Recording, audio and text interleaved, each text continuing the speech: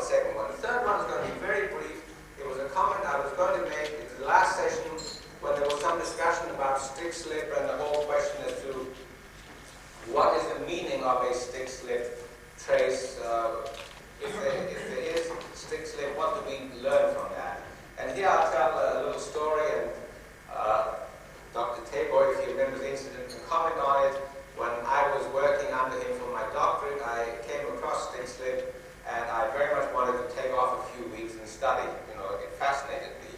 And I went to see him about it, and he said to me, I don't know, I don't think Bowden's going to like this. And I said, well, why not? He said, well, he's had an argument with a couple of Russians on stick slip, and he lost the argument, and he feels very bad about it.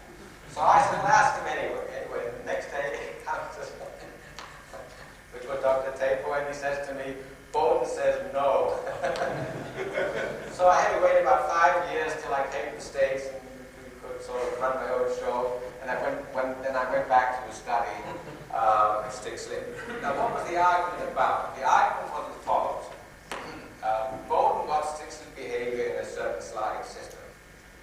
And he said, this proves we have strongly welded junctions, tend to give stick slip. And the Russians said, well, all that it proves is that you have a negative slope of a friction velocity curve. If you get a negative slope for any reason, whatever, you will get stick slip. Now, it happens technically, the Russians are correct on this point, that whenever you get a negative slope, there is the right material for a stick slip oscillation. It is true that a strongly welded junction is the main reason why there is a negative slope in tribological systems. I don't think Bowden was so wrong, but anyway, he was all right.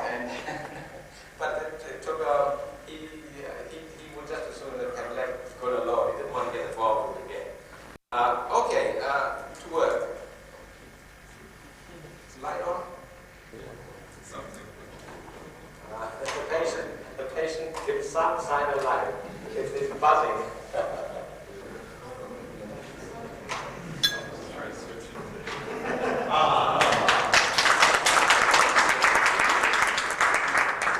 Boy, if you don't like these slides after that, I'm going to feel terrible. Okay. When we talk about friction, we always start with the laws of friction. And, as Professor Dawson did yesterday, and the laws are well known. The first two are associated with the name of Hamilton. They were actually derived by Leonardo da Vinci, but he didn't publish them, and it's a publish or perish business, and he perished. That's just the way it is. But anyway, Hamilton discovered that the friction coefficient, the ratio, of course, of friction force to normal force, was independent of the load, it was independent of area of contact, and then Coulomb, sometime later, he decided that it was pretty independent of sliding velocity.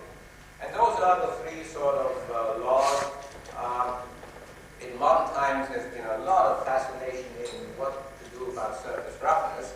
And that is an interesting episode in itself, because it is apparently a human instinct, something we're born with, that a rough surface gives more friction than a smooth surface. It's built into us. Now, it isn't true, as anyone who's done the measurements will attest, but it's a human instinct. It's very hard to shake ourselves off the back. We see a smooth surface and we say, this is a slippery surface.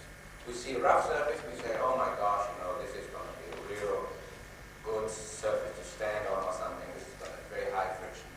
If anybody has ever seen a skating rink at the end of the day's skating, nothing could be rougher than that. And yet, there's a surface which gives reasonably low friction indefinitely. So it can't be rough. But anyway, we think so. So I would simply say, our target would be shot at, that the friction coefficient is independent of surface roughness. And then somebody may ask, well, what is it that depends on? It depends on the materials and the lubricants that are part of the contacting picture. Now, having said that, I've got to ask the question, in discussing all these dependencies, have I left out anything? Is there something that ought to be in the picture? Well, there's a tremendous amount of things that we've left out. For example, how does friction depend on temperature? That's a good example. No way.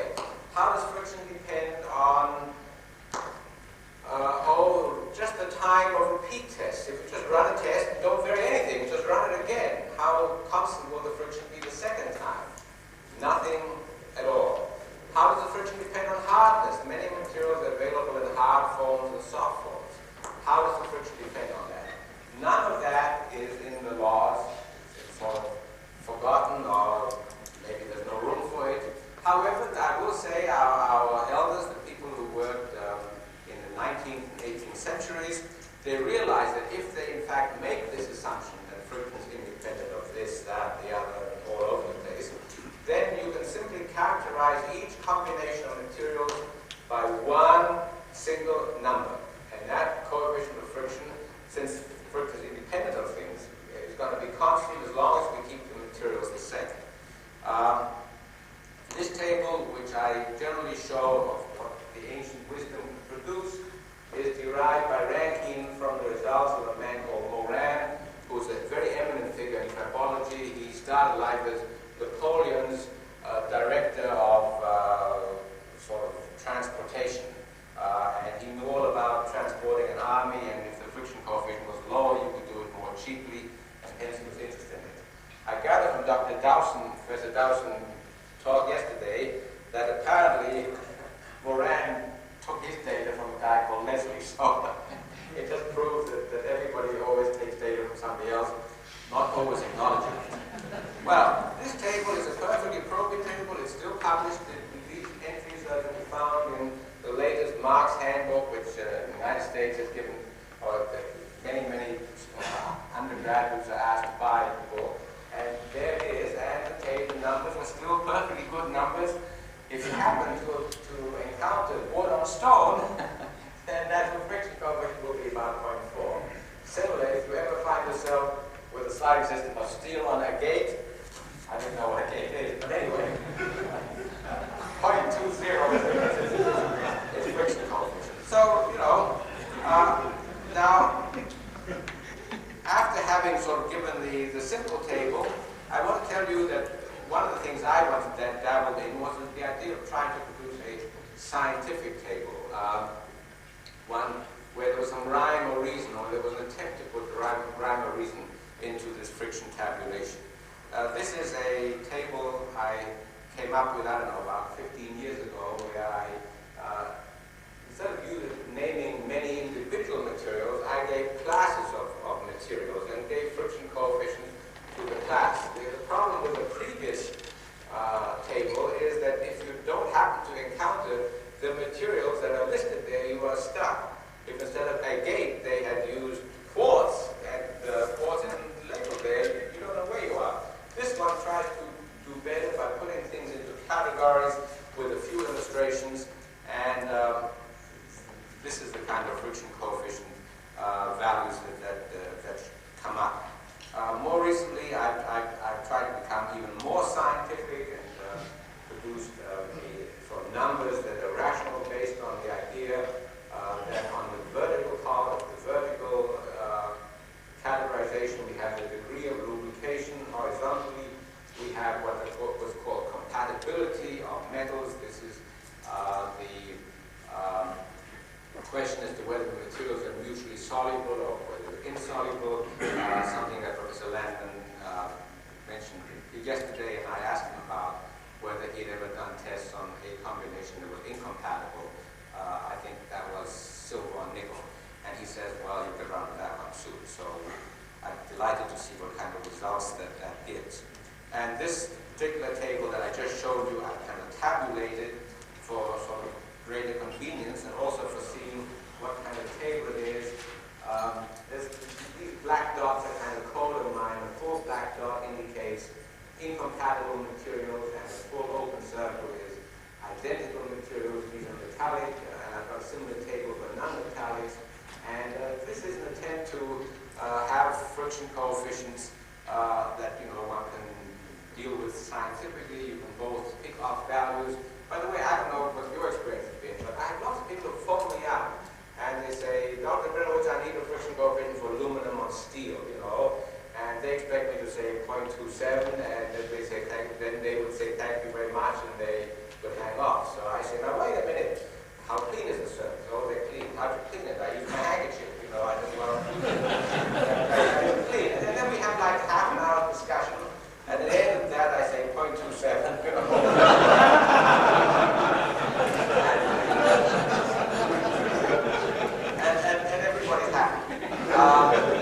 But anyway, some of the, after I've given you this sort of short, rush through of friction coefficient, then let me discuss some sort of second order effects. What direction is the friction force in? All right. I've got a system, I apply a force, it slides off more or less in the direction of the force, there's a frictional resistant force. What direction is that force in? And then one thinks a little bit and you try to remember what you learned in your first college course in mechanics, and then you finally say, well, it's opposite the velocity vector. The velocity goes this way, then the friction force goes in the opposite direction. Well, I've done the experiments, and yeah, it's more or less backwards. I mean, it's not forward. The laws of thermodynamics don't allow that, but it's not especially constant. This is the case where we had a velocity going in a certain direction, and then we measured the direction the friction force was engaged in, and every once in a while it does cross the 180-degree line. So every once in a while the friction force is opposite the sliding velocity, but most of the time there's a discrepancy by a factor of 1 degree or even 2 degrees, and that is not negligible. Now, here I was being very honest in that I took a neutral surface. I could have cheated and used a material which had structure itself, crystal structure, for example. And I would have got values that were like 5 degrees or even 10 degrees. I could have made the surface rough with sort of fine lines, and I could have got a divergency of by 5 or 10 degrees from getting the friction force and the sliding velocity opposite each other. Okay. Now, somehow, since these Hamilton's laws were instituted, people have been quite unwilling to find fault with them. I'm not going to say that we worship them in the sense of saying, oh, you must be right under all circumstances, but nobody is in a hurry to find anything wrong with them. However, when we look at them in detail, we find that, well, yeah, there are things about them that we ought to realize are not too reliable. For example, this is the result of an experiment of friction force as a function of load. These are Teflon surfaces, and there are 3 investigators, Thompson et al., Pascal and Tabor, other investigators. This compilation was by a man called Allen, who worked for a while at DuPont. And you see that the friction coefficient is not proportional to load. The slope is 0.85, which is quite far removed from 1. So here we have a system where the friction coefficient starts out quite high. It must be close to 1 in this corner there, where the friction force and the normal load are both 10 to the minus 6. And by the time we get up to the top load, the friction coefficient is, I don't know, 0.02 or some low number like that. Now, I'm not the first person to have known this, but most people, when they encounter that, they say, yeah, well, it's one of these little exceptions to be found everywhere. This one is due to the fact that if you have rubber-like material, then there's a whole rigmarole of reasons why that should give you a friction force that is not proportional to normal force. And diamond is another one. These are generally materials with a very large elastic range. But I want to tell you, and I'll show you in a minute, we've done some data recently of materials that are not in that category at all, and we get nowhere near a constant friction coefficient independent of load, as I'll show you in a minute. However, there are a few cases where the Hamilton laws are based spectacularly. Here's one question of what happens as a function of contact area, and there we go over a factor of a few hundred, and the friction coefficient is constant to within about 1 or 2%. These are data that I took myself, and I think I was honest. I didn't pick values that looked especially good. They really do come out like that. Here's the question of surface roughness, which always intrigues, and I think the best thing to keep in mind is that for rough surfaces, the friction coefficient tends to be high because we run into adhesion effects. I'll put it in the most general sense. When we have very rough surfaces, the friction tends to be high because we have this roughness effect that the ancients talked about, lifting. Professor Tabor made a lot about this, lifting one asperity over the other asperity and that kind of process. But in the middle range, the range in which sort of engineering things are usually concerned with, it turns out that the friction is relatively constant, and I've got a lot more data than that at this point. And so, that part of it looks good. Let me just discuss briefly this temperature question, which nobody wants to tackle and make a law out of, and I'm not so sure that I'd like to do that either, but I once decided to try and set the thing to rest by sort of taking 50 separate friction temperature tests. These are tests in which the temperature of varying friction is measured, and I took just the average of these 50 data points, and you see more or less a horizontal line. The friction does not seem to be dependent on sliding temperature, even though if you look at the individual data points, they're all over the place. So some go like this, and some go like that, and some go like that. But when you average them, which is what you're trying to do essentially when you want to find out what the law is that they obey, then it looks pretty good. Now, there have been a few other people who have engaged in very similar business.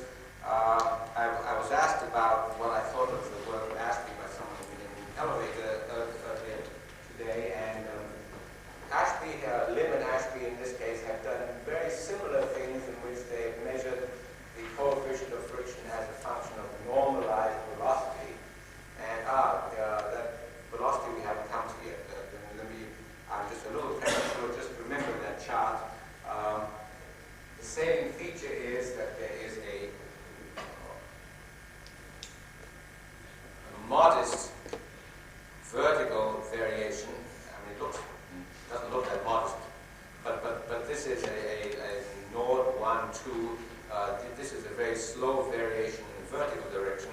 In the horizontal direction, we are talking about factors of 10 each square. So that line does have a slope in it, but it's really much more horizontal looking than it appears here. And that is something that people have found generally about velocity, and that is that the friction coefficient doesn't vary much with velocity, as of course Coulomb found many years ago. In fact, I venture to suggest that nobody would even notice that friction coefficient varies with velocity, except for one peculiar feature, which I've already alluded to, and that is that those variations of friction with velocity, but not with these other variables, leads to a new effect that leads to stick-slip oscillations. And it's that fact alone that makes the velocity dependence on something that people have to worry about. I would judge, certainly when I was younger, lots of people in the industry would ask me my opinion on this, that, and the other.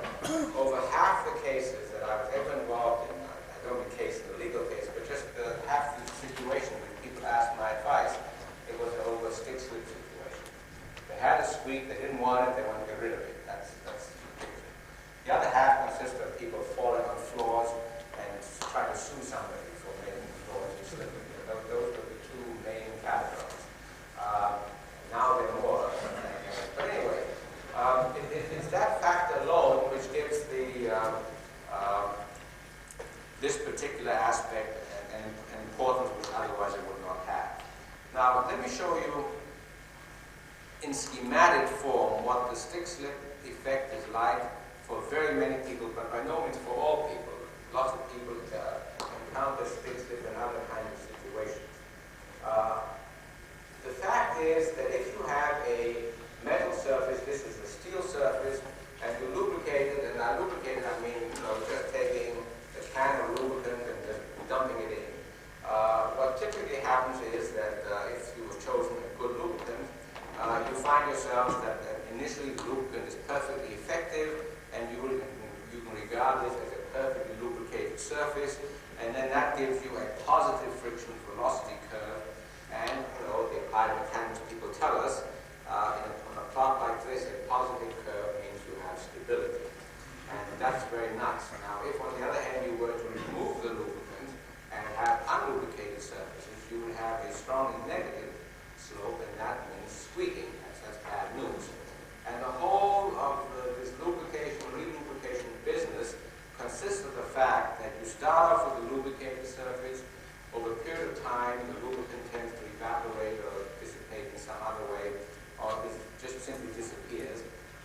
once that happens, you start to get a negative slope and the thing starts to squeak.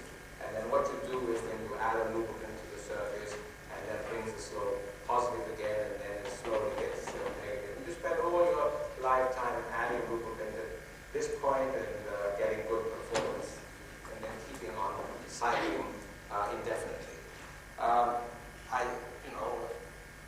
On the one hand, that looks tedious. On the other hand, it's very nice because it's a lot better than wearing out the device and having to replace the whole thing.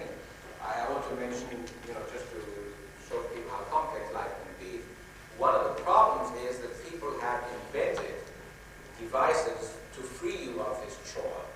And that basically consists of little bronze powders that absorb liquid. And then you make a bearing of these bronze powders, and then you will put in a lot of lubricant in the powder, and that will last forever. And after a while, the whole of the United States, no one has a magnet, has a motor that needs relubrication. They've never heard of it. And you have sort of unusual situations. I was involved in this once, and really I didn't know who to be sympathetic to.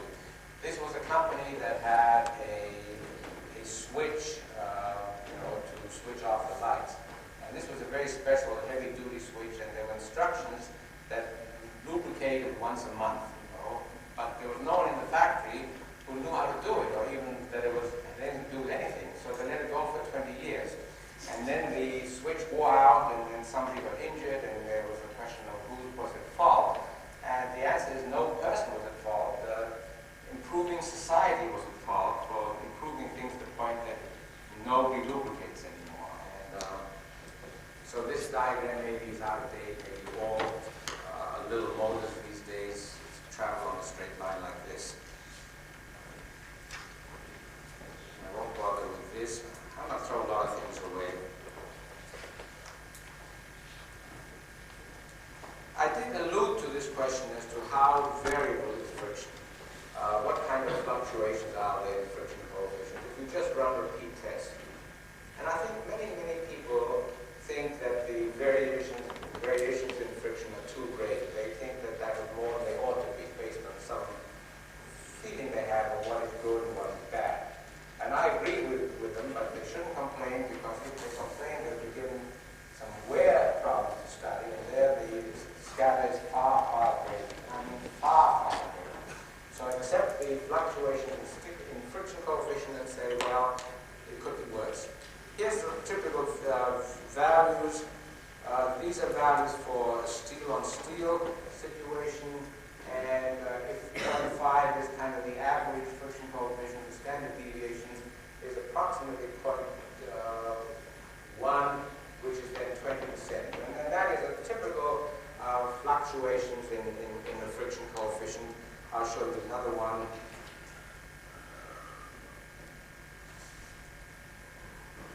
Yeah. These are friction values as a function of number of data points. And there's a histogram here, and the average is around 0.52, and the standard deviation is 0.10, so there's another 20% kind of fluctuation there. And this is rather typical. Actually, there's a little story about this band, which I have to tell you. Maybe you're half asleep, so this will wake you up. This particular plot was part of a very serious report. In the United States, what happened is that as nuclear reactors are in operation for 2 years, the rods, the fuel rods, become so radioactive that the proper reactions no longer occur, and you're supposed to take these fuel rods out and store them somewhere until they can be reprocessed. But they can't be reprocessed because all the reprocessors had their licenses taken away. So the utility is told to store them at the site. So they dig a hole in the ground, they put in a stainless steel tank, and they put in these units on a rack system so that they lie across. And then 2 years later, they get more of these things and they put them on the rack as a second layer. And then the nuclear agency comes along with a new requirement, which is that in case of an earthquake, this thing is to shake but not fall over. And because if it falls over, then if a crack develops in the steel, then you could have these fuel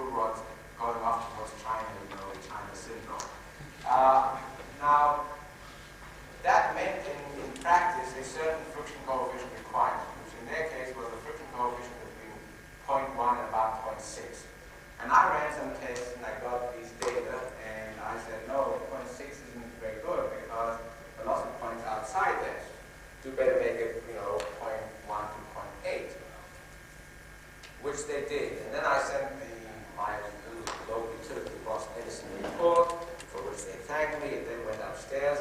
Somebody in Washington, I don't know why, how, declared my report to be correct. I don't know what that means, but it meant correct. Nobody could disagree with it, And there was more recently a lawsuit on the West Coast, which I heard sort of vague details of it, and everybody was quoting a different part of my report because I revised one section at the request of the sponsor, and so they're all quoting out different kind of reports. And I was going to tell them, hey, fellas, this represents 3 days' work, but anyway, it's authoritative. And one of the issues, by the way, in this case, and there are lots of issues, is the whole question of if you have two surfaces in contact for a long time, okay, does the friction level off or does the friction keep changing and the friction getting higher and higher? I'll take a vote. I will take a class. The group. How many people think the friction will level off? If I just put two things together, load them together and keep it there for a long time. How many people think it will both level off and keep climbing? Did I say the wrong one? Okay. Keeps climbing. 1, 2, 3, 4, and levels off is, well, you should have been there when I had my problems. There was a Japanese, whose name I forget, who wrote a paper with 2 co-workers, and this was a study of how the friction coefficient varies with time in seconds. And they had some data represented by these circles, and then it had various people who had theories on the subject.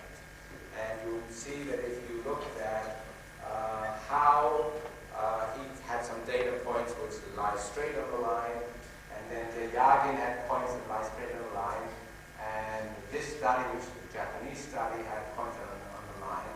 And then there's a misfit, somebody who's way, way off. That's this guy over here, and that is Rabinowicz and Broccoli. Broccoli is a guy who teaches in Canada and in Vancouver. Is it on the West Coast? Anyway, nice guy, and he and I came to the same conclusion as to what the proper curve was. But anyway, they find that if you look at that, the set of points under A, that these points don't lie anywhere close to what actually happens in practice. Now, of course, he did the plotting. If I did the plotting, it would come out quite differently, believe you me. And besides, my plot actually fits C much better. And in any case, their plot is not only wrong, but it's not even fail-safe. So there are lots of reasons why one shouldn't use a plot like that. However, apparently they have some experimental data which they think proves their point. It is, by the way, something that we always forget in static friction tests, and that is that time can be a crucial variable. And we know that if you just unscrew something that's been screwed for a week, a month, a year, let's assume it didn't corrode, it would still become harder to turn each time you wait longer. And that's something you always have to deal with. I'm going to throw all these out.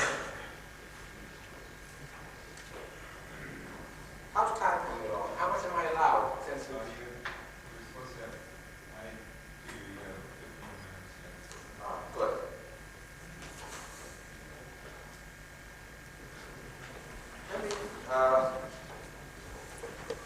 Let me talk to you about some recent tests that. No, I'm sorry. I'll talk about critical distance. Okay. One of the things that's true of friction tests, as of, I think of any tests that engineers carry out, is we always have 2 aims in doing the investigation. One is to come up with a number. There's someone who wants a number. What is the friction coefficient?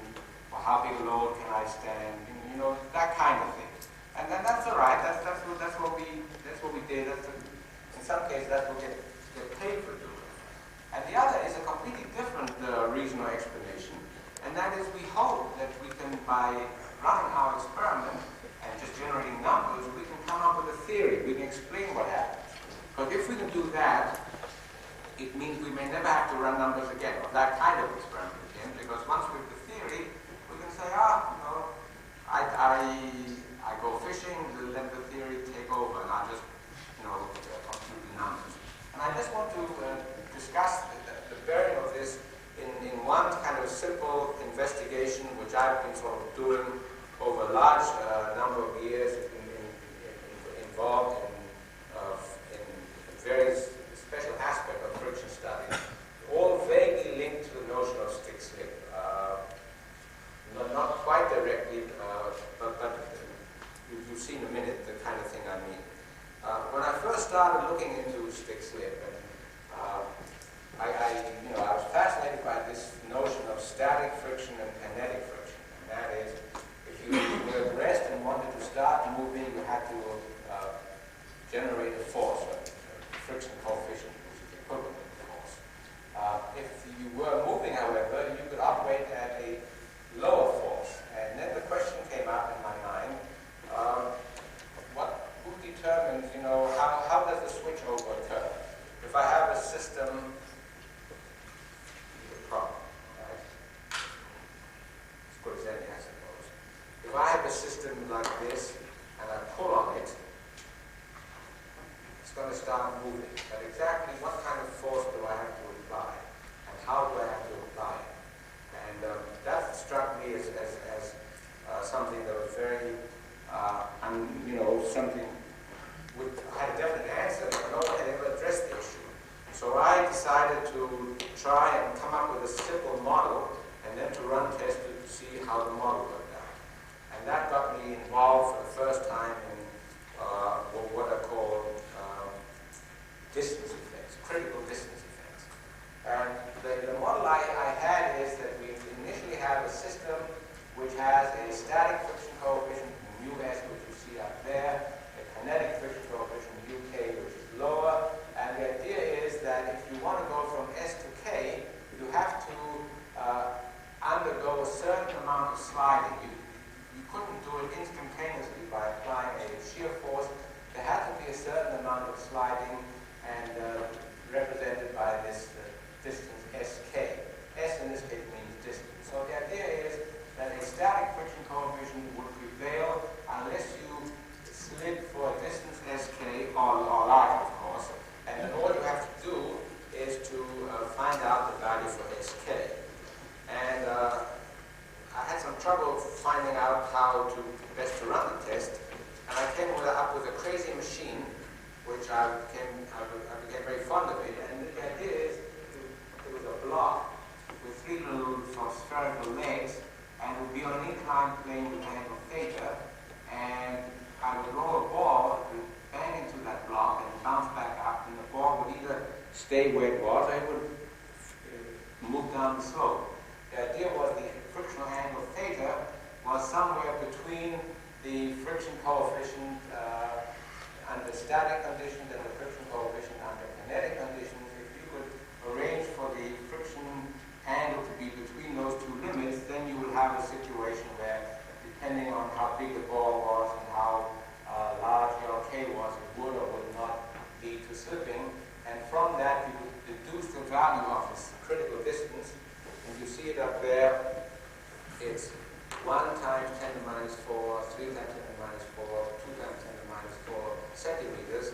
And from that point on, you could very easily derive the junction size. I have a little model for doing that, which turned out, junction size is the wrong word. The critical size to go from the non-slip to slip conditions, and that turned out to be about 5 or 10 times 10 to the minus 4 centimeters, which turned out to be exactly the size of the junction for that particular situation. So the general finding is, if you slide it long enough to break all the junctions, then the new junctions, having been formed through the sliding, will have a lower friction coefficient. But you've got to break the first set of junctions because they were formed at an early stage under static conditions, and hence they were strong.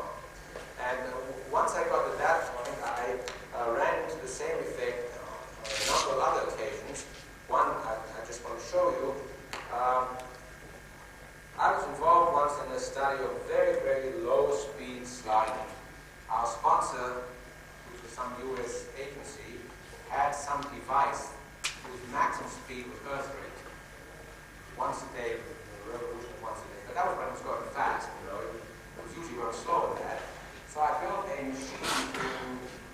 slow as I need it.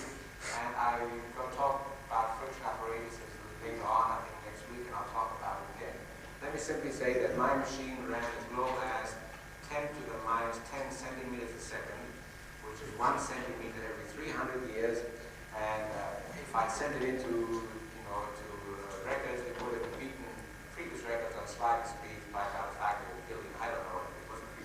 It wasn't a fair competition. This was, by the way, perfectly smooth sliding, no jerking allowed, and all that kind of thing. Well, anyway, when I did some tests of measuring the friction as a function of time, really, at various sliding speeds, you kind of get the first curve I want to show you is the fastest one. That's really zooming along at 10 to the minus 4 centimeters a second. And that shows the typical friction fluctuation that we always get. It's one of those things, so that these should be small. If I was going faster, the fluctuations seem to be of equal height, but they kind of spread out. And if I was going really slowly, then they would be actually show that in fact the height is about the same, but they spread out further. And the answer, of course, is that what we're really looking for is not so much the friction coefficient spread as a function of our sliding speed, but the friction coefficient as a function of distance along the sliding track. And once we kind of replotted that, take care of that, we went through the exercise that we kind of started, and that is we studied an autocorrelation.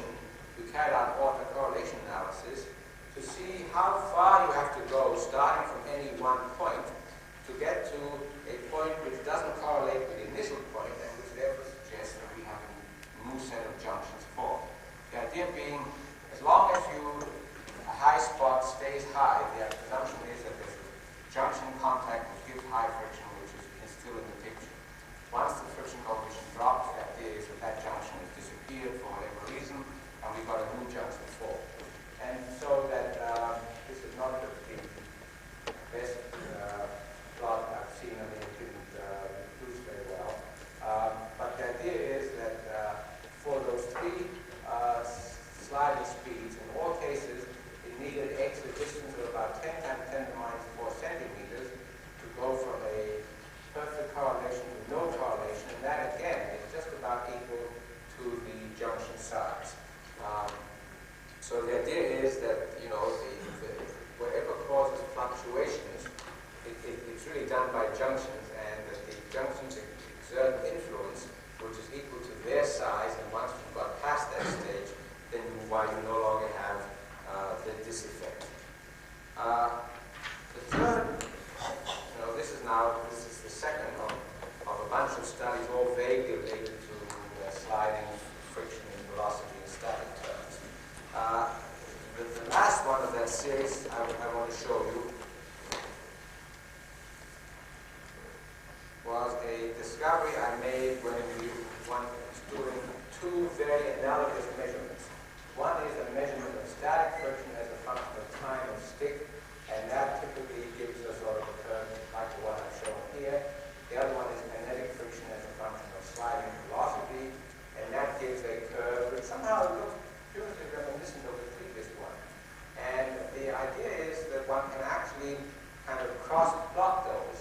And the way to cross-plot them is to pick on a value of friction coefficient and then say, what is the time of stick given by the first of those diagrams? And then take the same kinetic coefficient, what is the sliding velocity? In one case under static condition, the other case under dynamic condition. And the idea is that for any kind of friction coefficient you can produce, you can always generate a static friction coefficient and a kinetic friction coefficient. I'm sorry, that's how we started. A sliding speed at which you obtain this kinetic friction, a time of stick at which you get the static friction. And then once you have the time of stick and the sliding speed for the same friction coefficient, you can then divide one by the other using very elementary mechanics and time equal distance over speed. And then what comes out of that is a critical distance. In other words, the shape of that diagram is governed by a critical distance This is one set of data that we ran, but I have to report data for a second one, which we obtained rather recently. This is a plot of static friction coefficient as a function of static contact time. That's one of the two. The other one is kinetic friction coefficient as a function of sliding speed. And then when you divide one by the other, you get the third curve in this series.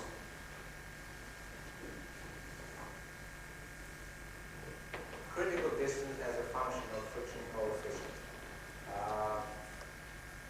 The method was the one I outlined before, and these are a bunch of data for various friction coefficients, various critical distances, and you see that there's a good average critical distance of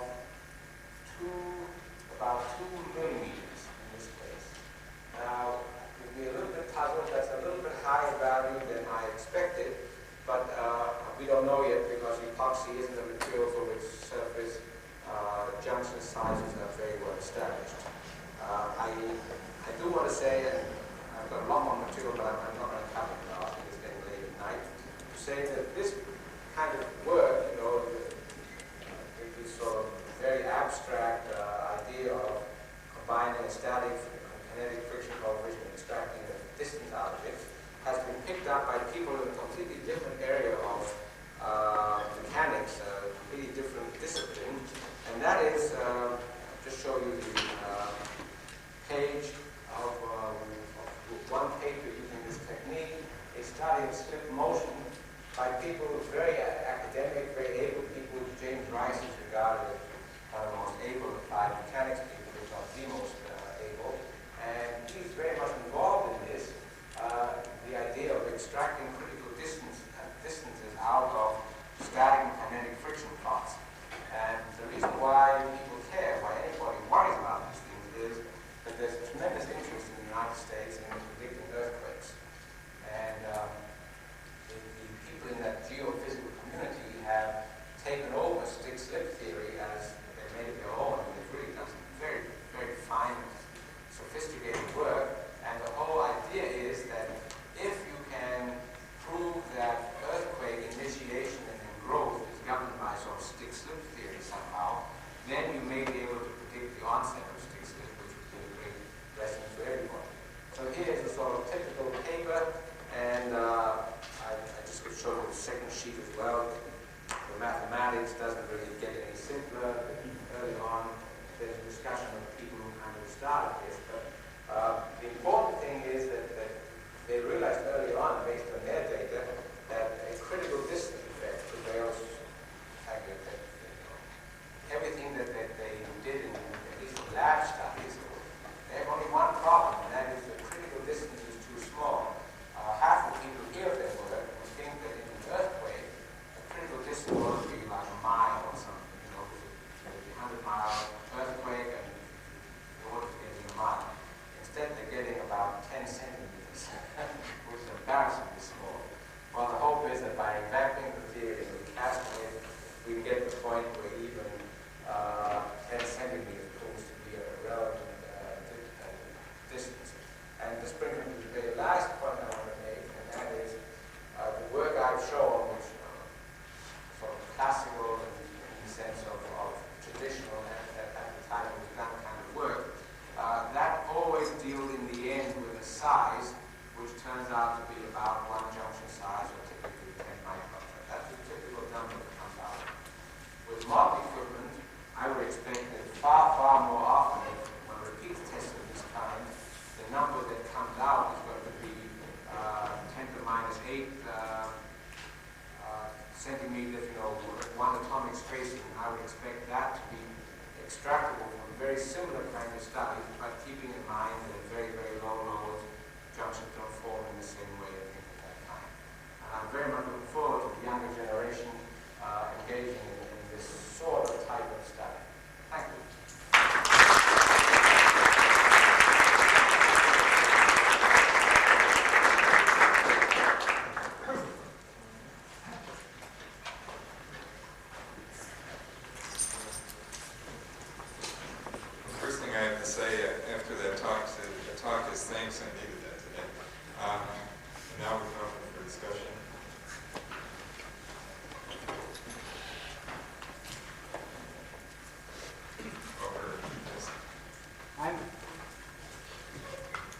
I'm actually going to copy Brian Briscoe here, and Oh, you'll do well. I've enjoyed reading your papers about stick-slip motion, and you mentioned in them several other ways of getting it, and I thought I'd show something that relates to a question in the back today about another way of getting it. This is, again, one of many. This is stick-slip motion that's meant to model something that some experiments that Jacob Traugott does, force versus time, and you get these nice sticking and slipping events. And let me just show you what the force velocity curve looks like. This is something that hopefully I'll talk a little bit more about in Uzi's section on computer simulation, so I won't tell you so much about where this comes from. But I want you to see this solid line here, which is the response curve in what turns out to be a fluid state. And you can see that it's monotonically increasing. There's no negative slope. And here, this line indicates the force, the static force, where the plates start to slide. This is two plates with thin lubricating film. And in this initial state, the film is solid. And so here you've got a case where everywhere the force is increasing, and yet because you have a discontinuous jump between one type of phase and another type, you can still get stick-slip motion.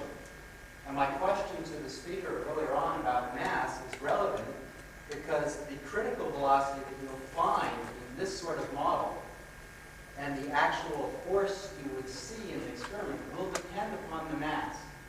Whereas if you really had a curve which went straight down like this, and it was a property of the material, then you wouldn't. And some of these effects of starting times and slip distances and stuff may be related to that as well. If those are the important things in determining the actual parameters, then if you did the experiment many different ways, you wouldn't find a single negative slope curve. I'm not familiar with this curve. I've seen the previous one. And I was going to talk with you about it. I was doing some calculations based on it, but there's one number I think I was missing. So let's make a date. I want to talk to you about it. Okay. There's also, it's interesting to note that in a previous conference like this, someone asked you whether or not this sort of mechanism could explain stick-slip motion. And we were amused to read about it after we'd already come up with it. But your response was, why not, I think, at the time. Oh, why not? Yes. I'm sorry. That's okay. Peter Blau from Oak Ridge National Laboratory. I just wanted to make a comment, and I'm glad you brought up the effect of time on the behavior, the friction coefficient. I've had, because this leads into an area that I don't know how much has been discussed so far in the area at this conference or at this institute, but the area is running in and breaking. And I think there's an awful lot that can be learned by studies of friction versus time behavior. Over about the past 15 years, I've had occasion to look at quite a few different types of running in curves, where we plot friction versus time or number of cycles and so on. And I think there's a great deal of information embedded in those running in curves and frictional transients, because I think that steady state friction mechanisms may develop at different rates. And the competition between those various rates as they approach steady state may help us to identify which mechanisms operate simultaneously at steady state. So I think I'd like to see more work done on some of the initial transients in friction that occur as the system approaches steady state. And I hope that some of the things that come out of this meeting and some of the things that you said will stimulate some interest in that area. Well, let me say that the speakers of Blau, I take off my hat to him if I was wearing one, because the area of studying transient frictional behavior is one of the most difficult in all tribology. The difficulty arises from the fact that the exact surface cleanliness is vital in getting any kind of reproducibility with aircraft. You see, if you're studying equilibrium friction, then usually after a while there's been some wear, there's been some material has evaporated or wandered away, and it's easier to get reproducible data. At the beginning, in the transient stage, it's much, much more difficult, but he has ventured on several occasions in tackling this area, and I think it's delightful, and I wish we saw more of it. I quite agree with you that in many, many applications, it's actually far more important to know what the transient conditions are than the equilibrium conditions, which you may never reach. And yet it's so very, very seldom that you find a paper that deals with this vexing topic.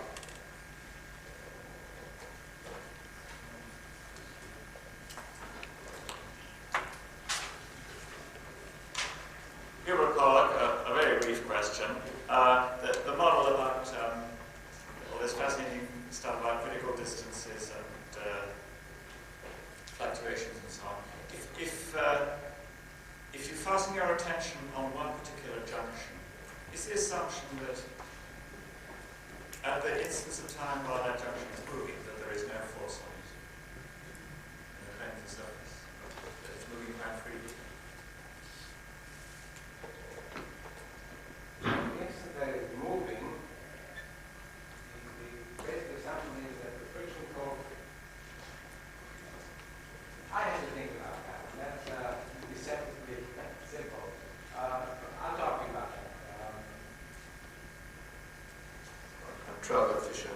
I just would like to have a plea to everybody. When we discuss friction and stick slip and running and all these things, please tell us in advance whether you studied lubricated friction or dry friction.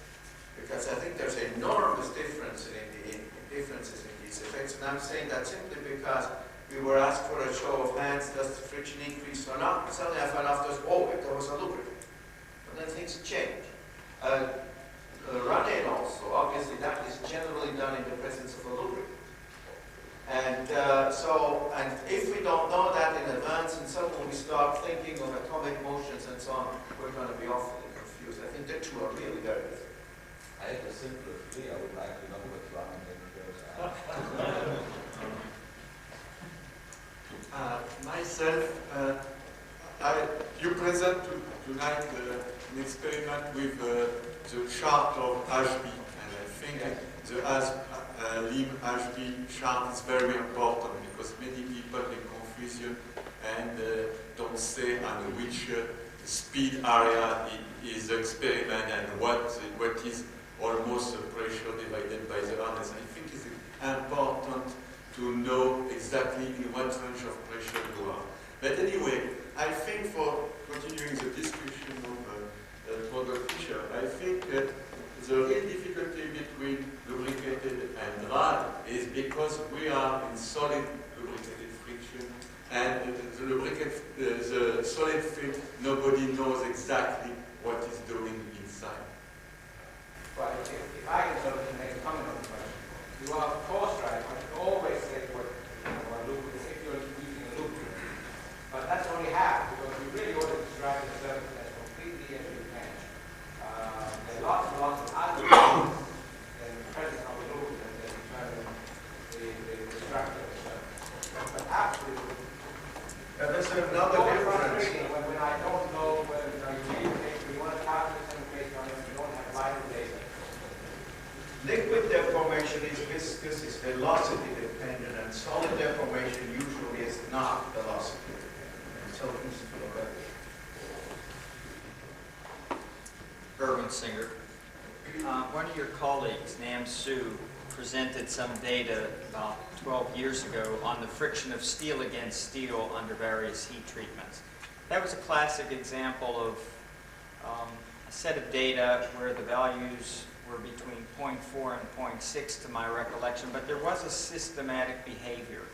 As I recall, he used that data to support something which he called the genesis of friction.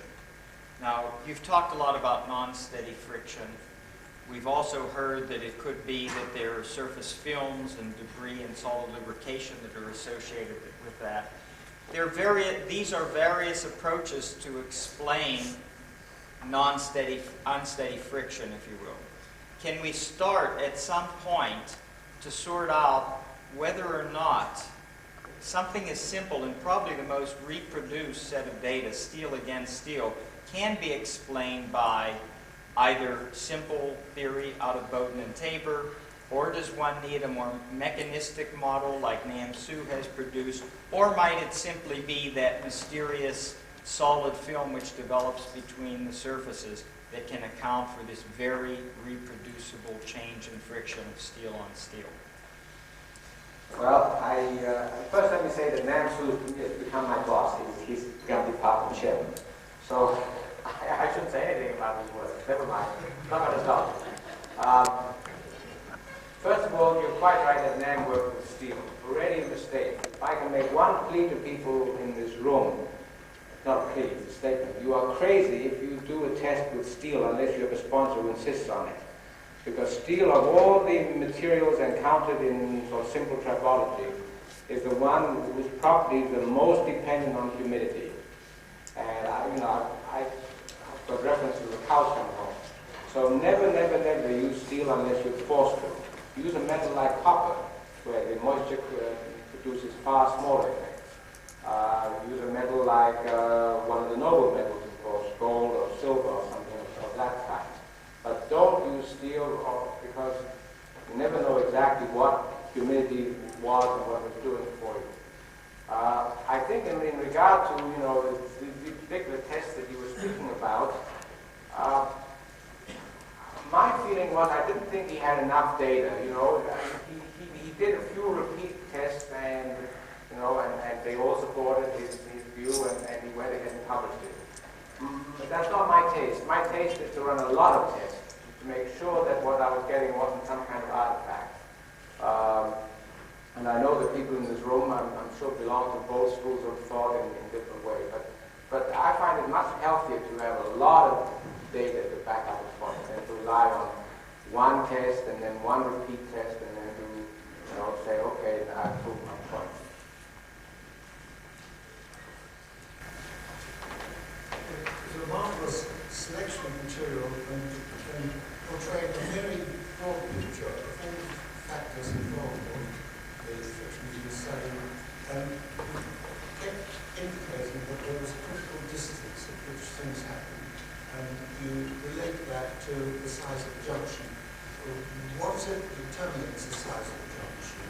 Is there a simple explanation for Well, it's basically the bad performer that you have full control over is the number of junctions. Obviously, you know the total area, you know the load, you know the hardness, and that gives you the total area. And then you have to decide how many junctions there are. And I usually assume 10. Pick a round number. I suspect it's almost always more than 3, and I don't believe it's as many as 100. As part of my doctoral work, I actually measured the number of junctions at one point, and I found there were about 10 large junctions. But then I decided later that I really hadn't asked the right question. What I'd asked the question of the equipment basically is, find me the 10 largest junctions. And they said, here they are. So I said, okay, I've got 10 junctions. But that's not fair. I mean, you've got to ask the equipment, how many junctions do you think there are? And I never did that. But 10 is a good number.